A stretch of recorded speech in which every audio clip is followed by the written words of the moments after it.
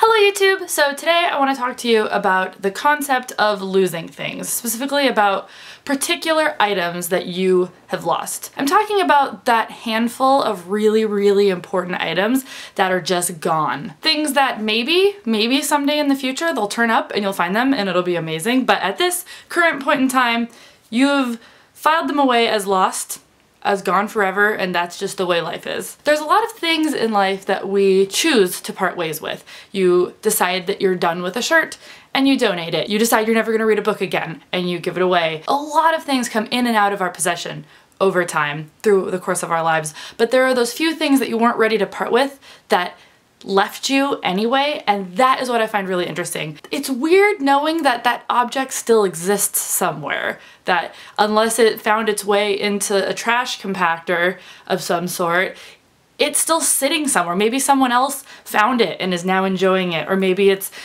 sitting in the woods or on the ground in a corner that nobody's looked at. That's what's really weird to me. So today I'm going to tell you the top 5 things that I've lost that I will probably never get back. So the first thing that I lost, I guess I'll go in chronological order here. The first thing that I lost that was really important to me was one of my baby blankets. I don't even remember what it looked like because this was lost when I was so young. My parents and I stayed at this hotel. I guess we left the baby blanket in the hotel. We got home, we realized the baby blanket was gone. They tried to contact the hotel to see if they could get it back. The hotel didn't know where it was. It's something that my parents were always really upset about, losing that baby blanket, because I believe it was made for me by a relative. And I was sort of secondhand upset about it because I never got to see and experience the blanket that was important to me as a baby. The next thing was this blue topaz ring that my mom bought for me. There was this event in Seattle called the Women's Show that we used to go to every year. It's just like a fun event. You can get your hair cut there, there's fashion shows, all sorts of stuff like that. So when I was about, I'm gonna say like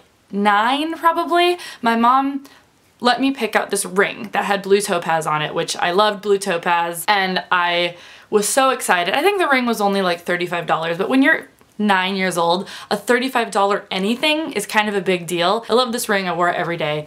One weekend we went camping and I was trying to be responsible, if I remember correctly, by taking the ring off, and I set it on the picnic table while I was playing in the mud or something like that, I don't know. And I went to go grab my ring and the table had been cleared off by someone because they were getting ready for dinner, and the ring was just totally gone. And I started panicking and I started looking everywhere, and I remember my mom was really upset with me and I just didn't know where to look aside from digging through the garbage, and no matter how much anyone looked that weekend, we never found the ring. That was sort of a traumatic experience for me as a child because it was the first object of importance that I was ever given, and I lost it, and man, I wish I still had that ring. Okay, this next one probably doesn't sound important, but it was extremely important. At the very first Wizard Rock show that I went to, Harry and the Potters, back in 2004, I bought one of their Save Ginny shirts. I loved it. It was my favorite thing ever, and it just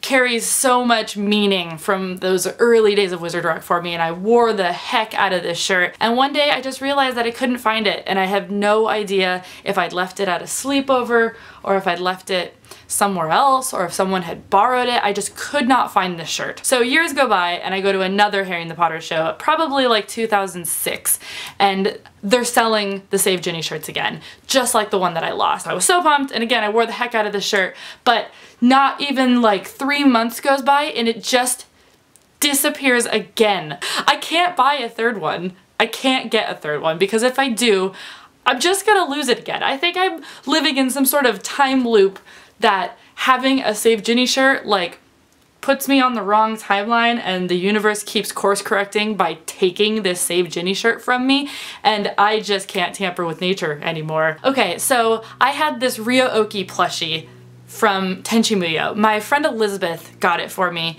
in, I believe, 7th grade. I remember it was $40, which was way more money than anyone spent on their friends' birthday presents back in middle school. But Elizabeth really wanted me to have this ryo-ohki plushie, so she did a joint birthday Christmas present, because my birthday and Christmas are right next to each other. And sometime between moving from my parents' house to my house near UW, and then from that house to my house that I live in now, it disappeared. I don't know if it was ever at the middle place that I lived. It definitely has never made it into this house. And I went back to my parents' place to look for it and it wasn't there. And I just don't understand how a ryo-ohki plushie gets left behind, or maybe someone took it, or I don't know. Anyway, those are the 5 things that I have lost that still bother me to this day, that I wish I could get back, and I want to know what yours are. So I'm gonna tag a couple of people. I'm gonna tag Sarah Snitch, Becky Cruel, Katie Tastic, because she just started a new vlogging channel, and then I'll go ahead and tag Justin and Joe, because I always tag them and they never do them, but I'm gonna keep doing it anyway. Maybe the guilt will pile up one of these days and I'll actually do one of my tags. Let me know in the comments one of the main things that you've lost and wish you could get back. There's usually a story that goes along with it, and I'd love to hear it. Thanks for watching, and I will see you next time.